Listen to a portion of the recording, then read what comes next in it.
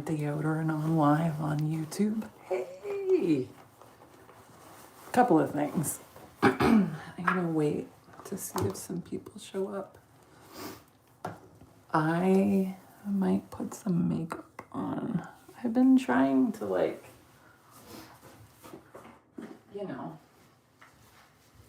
change it up and do some things for me just for the sake of doing things. But today I wanted to come on here because sometimes I have these in-person experiences and I still try to, I'm trying to process them because I come home and I'm like, okay, was that weird or was that just me?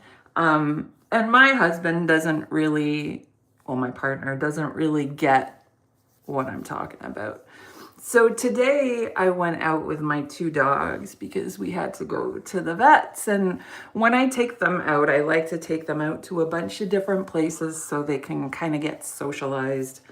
And one of the places that we went to today was Sale. And I went in with the both of them in mind thinking I'm going to get myself a Yeti cup because, oh my God, do you know how many mugs I've gone through and I might as well just buy one. So I bought one. I wanted to get that. And then I wanted to get this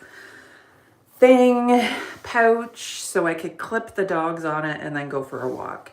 But I was looking at the pouches and I'm like, I know these are not gonna, the buckle bits were just not. Anyway, got talking to this guy.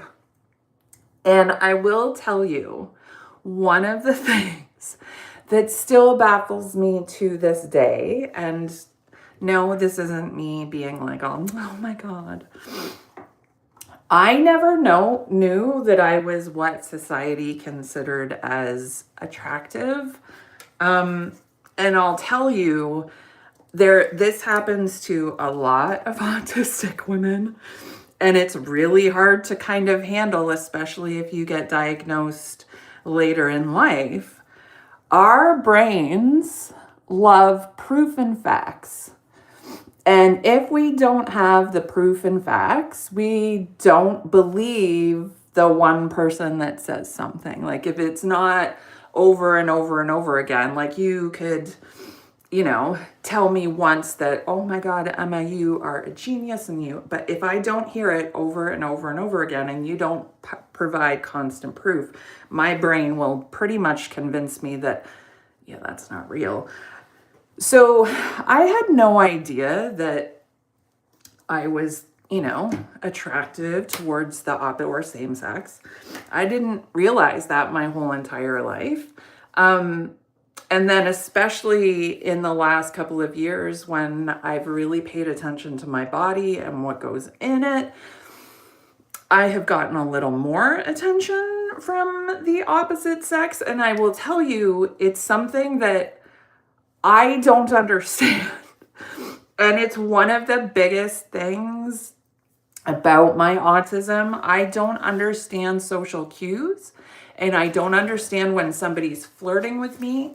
And I don't really understand, in the moment. I will understand what happened in our social interaction, probably, it's hitting me right now. And we are about 3 hours out of this social interaction that I had with some people. And I'm only just realizing that it may not have been a typical social interaction. And I'm actually starting to get this wave of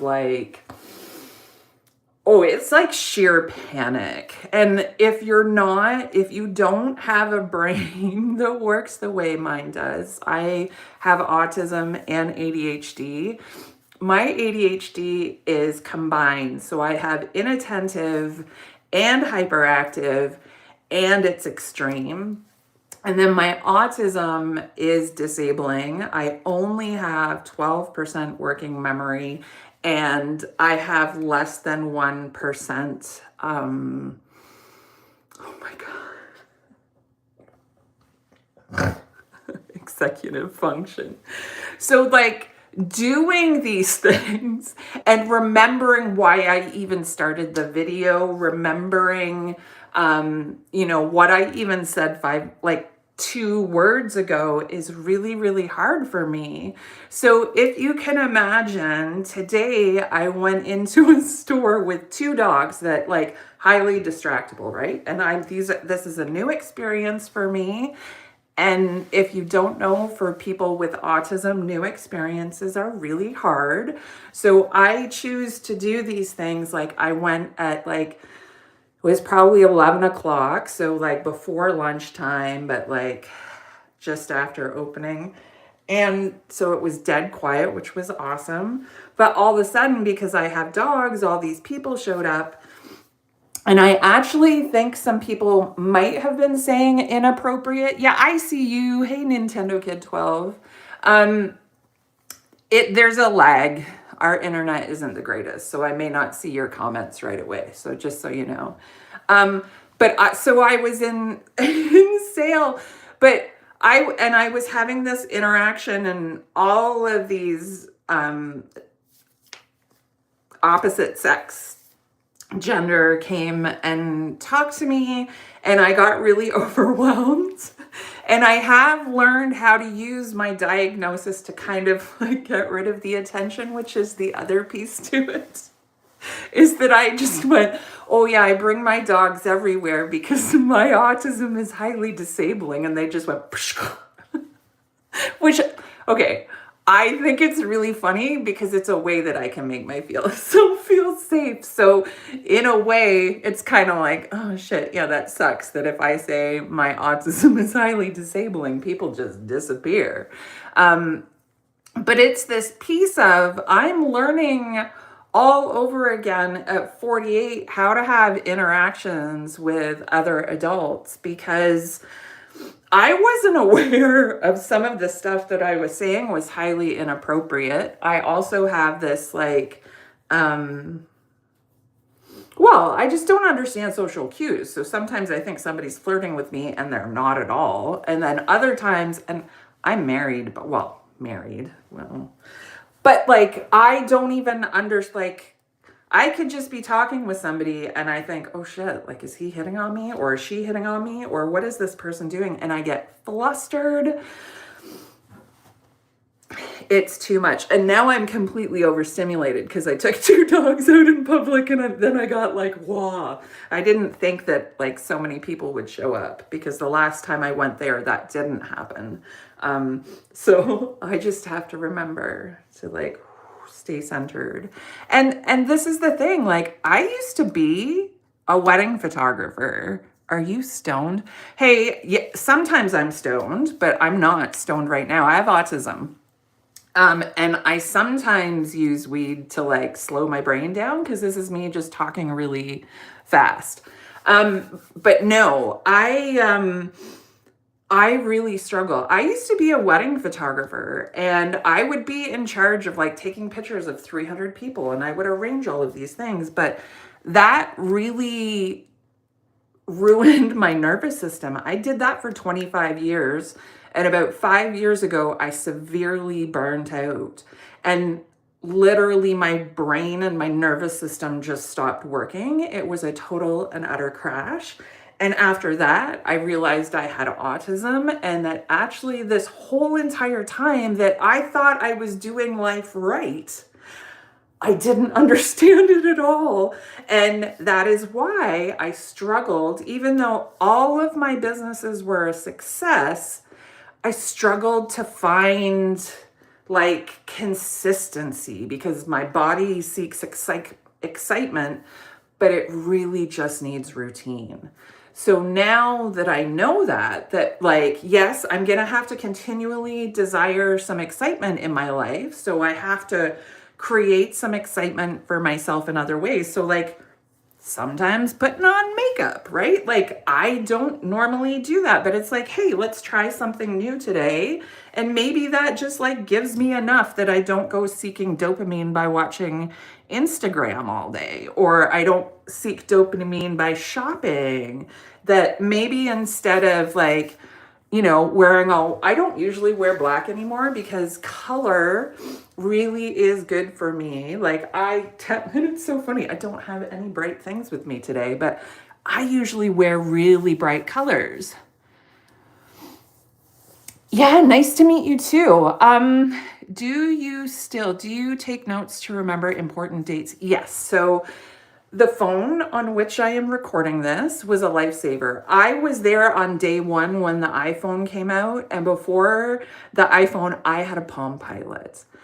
I do not have a great memory, and I never have. There has never been a time in my life where I've been able to consistently hold on to information. I just have to learn and create muscle memory. So I tended to have careers that were something that I could do repetitively in the same sort of way, but also have the creativity. So I was a photographer, and then I was a medium for a decade, and then I was a writer, and that's kind of what I do now, but I educate about being divergent.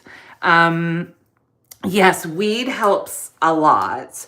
I use CBN a lot. I don't necessarily love these vapes, but it really helps when I'm inside a lot. I'm in Canada, so today's really nice. I was outside, but when it's super cold out, I don't necessarily want to go out and smoke. So I use this little guy in micro doses. I'm actually just learning about my endocannabinoid system. I'm auditing a neurobiology course at the University of Guelph here locally to learn more about my brain so I can actually either heal it or learn to work with it, because I'm starting to realize that what is going on in my head is not normal. If you haven't seen 50,000 First Dates yet, yeah, dabs, there's something about them that I don't love.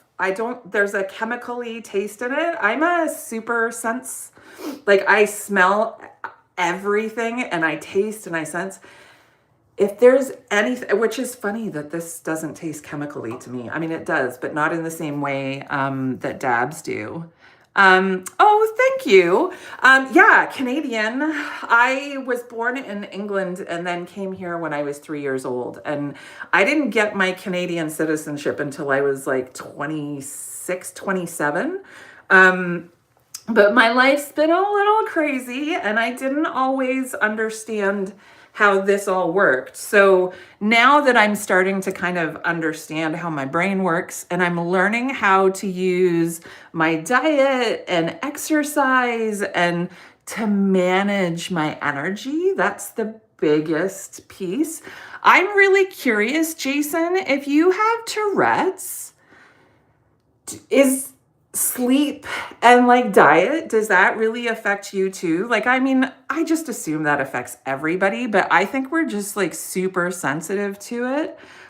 In college, I never slept. And I maybe got 2-3 hours of sleep a night. And guess what? I had a massive crash after college. And this was the other thing. I didn't realize that I had just been in a continual state of burnout my entire life.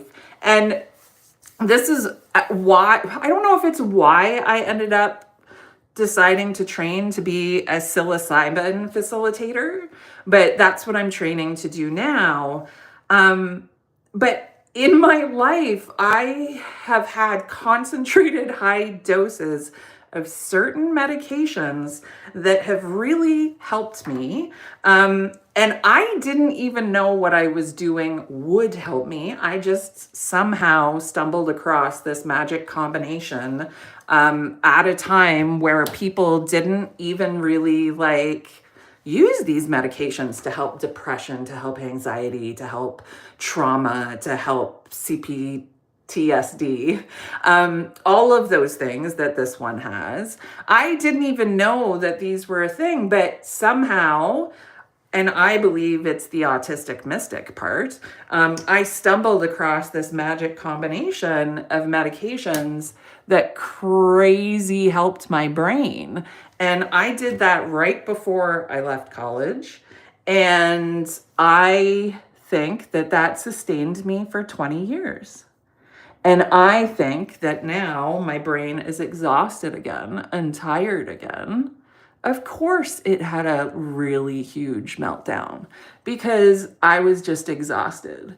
And now, especially this week, my kid's at my mom's for the first time in a long time, which is kind of awesome.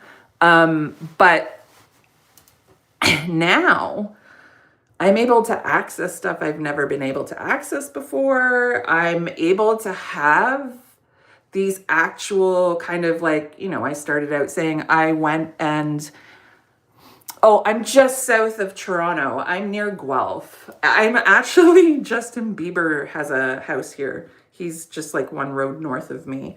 I do not have a Justin Bieber house. He just lives close by. What was I saying? See, this is what happens. I wouldn't even be able to have these realizations before. And I think that's the hardest part for me is I'm realizing that my brain did not have the capacity to do what it's doing now because of all the stressors in my life, because of all the overwhelm of not realizing that my auditory processing disorder was probably driving me crazy. And now I pretty much wear my headphones 24/7. If I don't, but I'm overstimulated this morning because I went and did something social with my dogs and I talked to a lot of people. So you see me like super hyper. So now I have to do something to calm myself back down.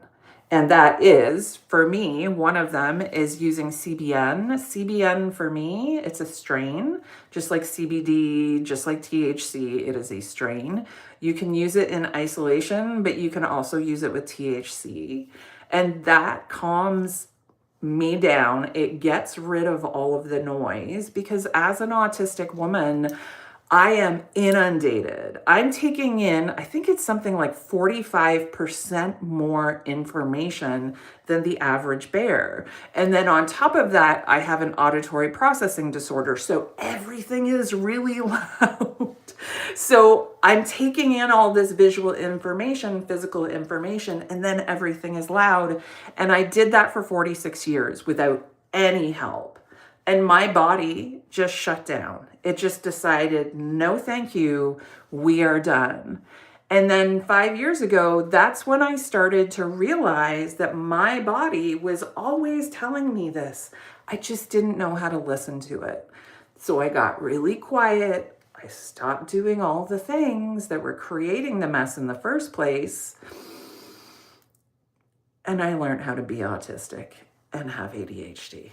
And it's hard for somebody that hasn't lived that way their whole entire lives to completely upend everything and say, hey, this is a new way of being. You now have to do it this way.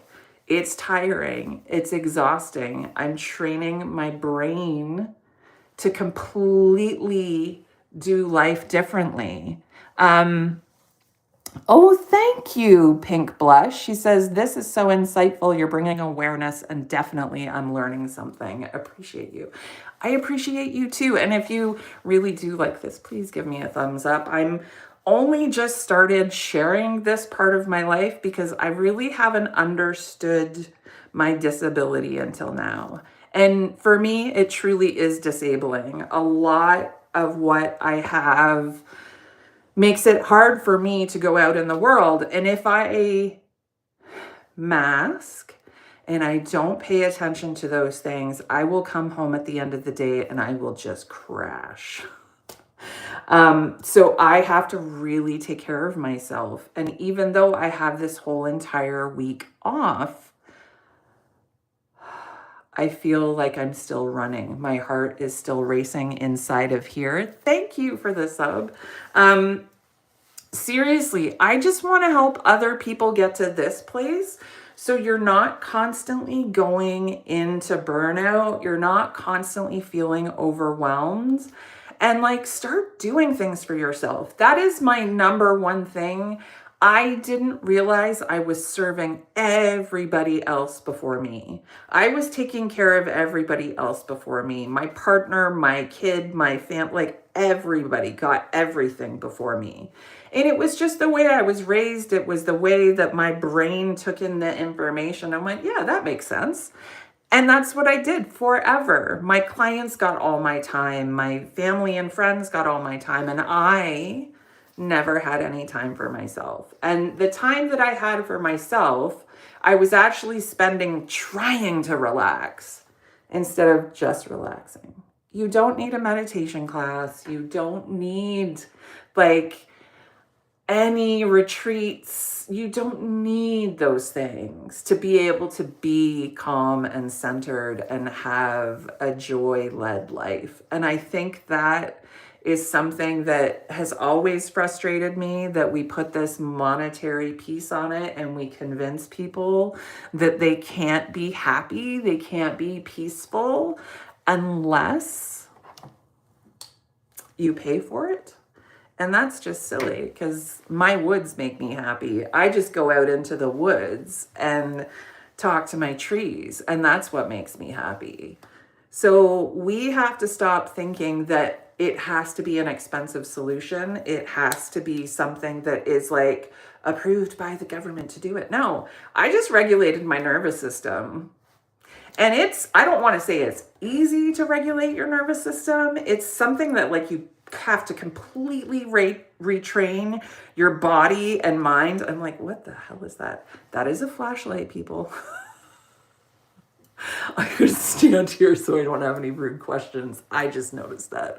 But I like, seriously, people need to understand that we can do this ourselves. We can calm our nervous systems ourselves. We can like be centered. We can be at peace ourselves, and we can do it in community. That's why I created my website.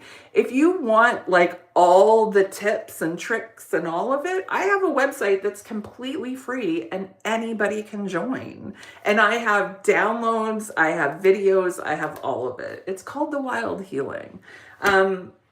So if you loved what you heard, you can subscribe or like or any of those things. I want to talk more about this because I'm only understanding. It's thewildhealing.com. And I love helping other people figure this out because I don't want anybody to suffer the way I suffered. I struggled for 46 years. Yes, I like did so many things that I loved. I got to be a photographer and I got to travel the world and I got to do some really amazing stuff. But it didn't have to be as hard, and I didn't have to burn myself out over and over and over again. I just needed to know that there was a completely different set of rules that everybody else was playing by. I had no clue. So, come and learn to be free and live divergently. It's thewildhealing.com. Hopefully I'll see you there. If not, just subscribe and see if I have something to say that you like. Bye for now, wildlings.